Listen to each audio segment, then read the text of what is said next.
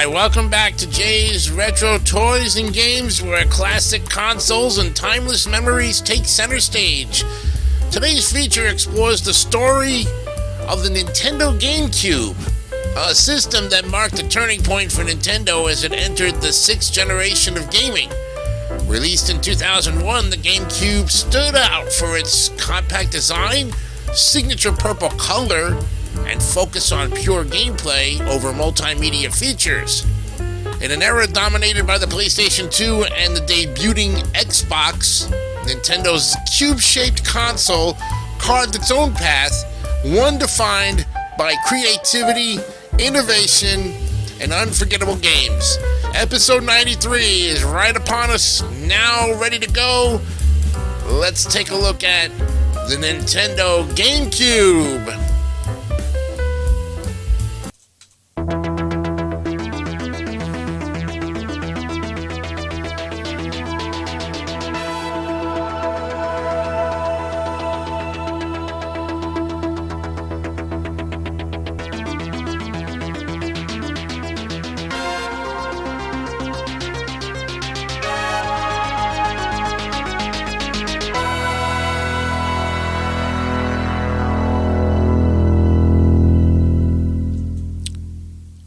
Alright, welcome everybody to Jay's Retro Toys and Games. I'm your host, Jason Icanio, on this January 13th, 2026. Season 4 is still upon us, and it's episode 93.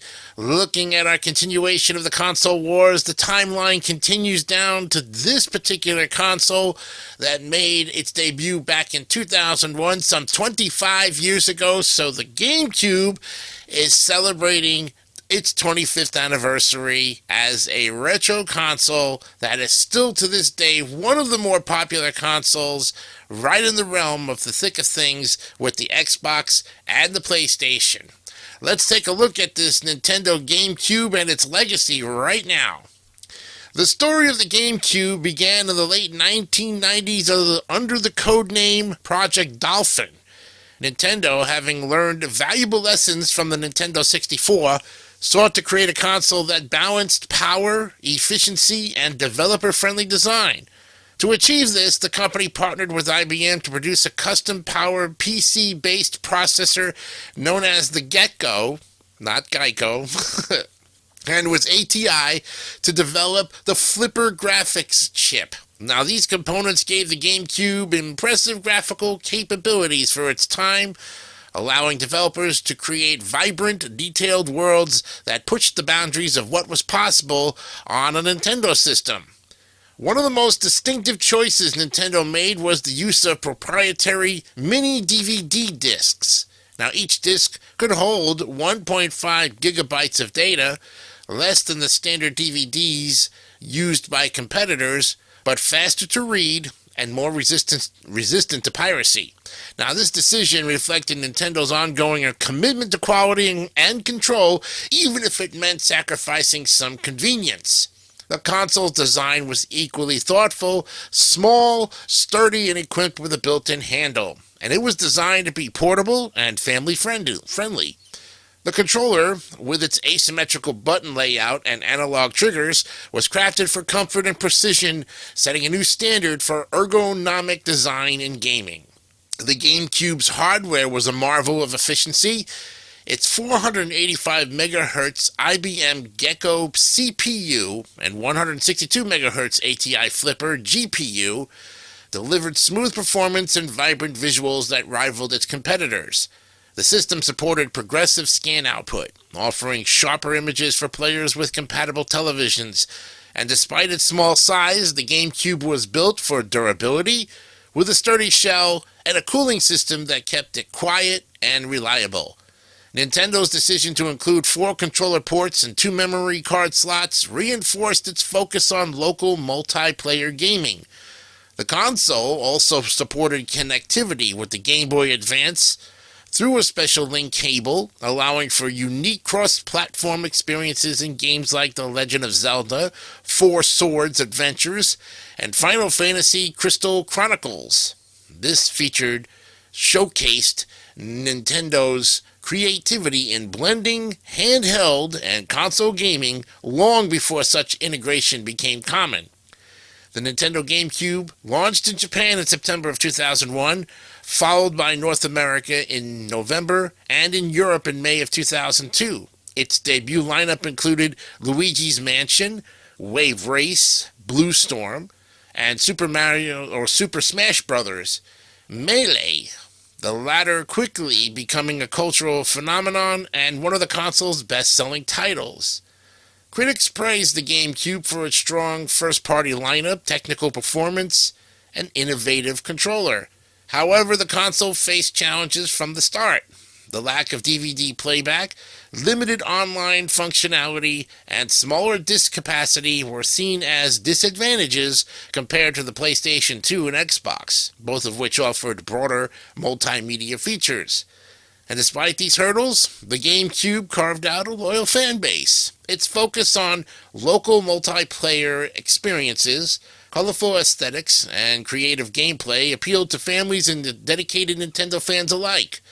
The system's affordability also made it an attractive option for gamers seeking quality without the high price tag of its competitors. And the GameCube controller remains one of the most iconic in gaming history. Its ergonomic shape, comfortable grip, and its intuitive button layout made it a favorite among players. The large green A button served as the primary input, surrounded by smaller buttons that encouraged natural hand movement. The analog triggers offered valuable pressure sensitivity, adding depth to racing and shooting games.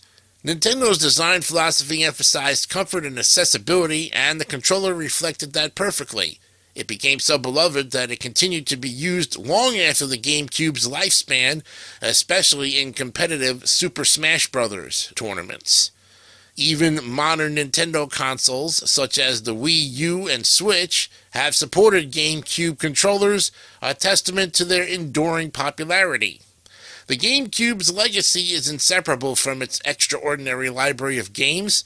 Titles like The Legend of Zelda, The Wind Waker, showcased the console's artistic potential, with its cel-shaded visuals and adventurous storytelling.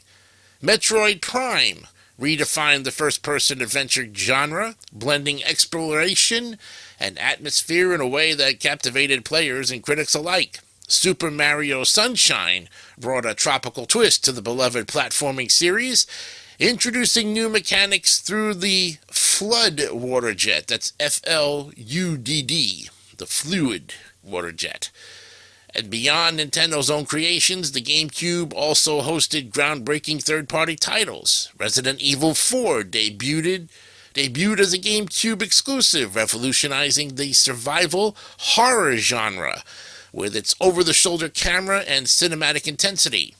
Animal Crossing introduced players to a charming open-ended world of community and creativity, laying the foundation for one of Nintendo's most successful franchises. These games, among many others, demonstrated the console's versatility and its ability to deliver both innovation and nostalgia. The GameCube was built for social gaming. With 4 controller ports, it encouraged couch co-op and competitive play. Games like Mario Kart Double Dash, Super Smash Bros. Melee, and Mario Party 4-7 became staples of group gaming sessions, and Nintendo's emphasis on local multiplayer created countless memories for players who gathered around the same screen.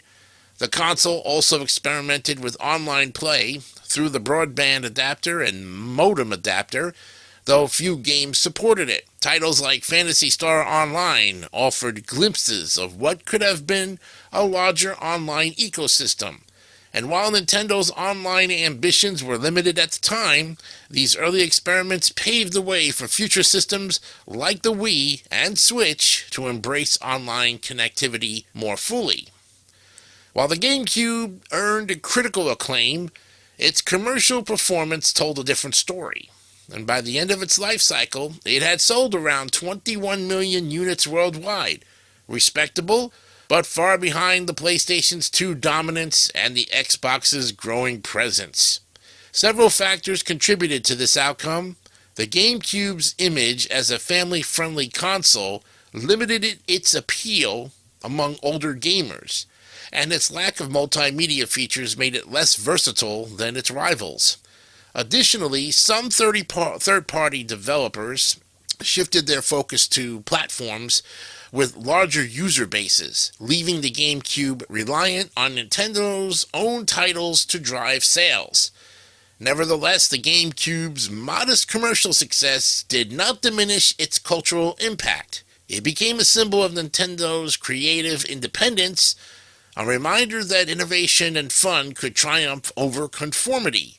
And for many players, the GameCube represented a golden age of gaming, an era defined by experimentation, charm, and unforgettable experiences.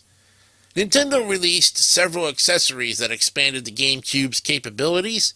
The Game Boy player allowed users to play Game Boy, Game Boy Color, and Game Boy Advance games on their television screens, bridging handheld and console gaming. The Wavebird wireless controller introduced reliable wireless play long before it became standard, offering freedom and convenience without sacrificing performance. Other peripherals, such as the broadband adapter, microphone from Mario Party 6, and the DK bongos for Donkey Konga and Jungle Beat, showcased Nintendo's willingness to experiment, and these accessories reflected the company's playful spirit and its desire to make gaming more interactive and accessible. The influence of the GameCube continues to resonate in modern gaming. Its controller remains a favorite among competitive players, especially in the Super Smash Bros. Community, where it is still used in tournaments decades later. And many of its most beloved titles have been re-released or remastered for newer systems, ensuring that their magic endures for future generations.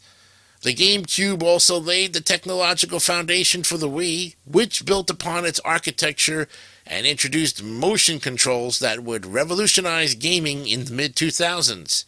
In many ways, the GameCube was the bridge between Nintendo's traditional console design and its later innovations that emphasized accessibility and motion-based gameplay. And finally, the Nintendo GameCube may not have dominated the market, but it left an indelible mark on gaming history.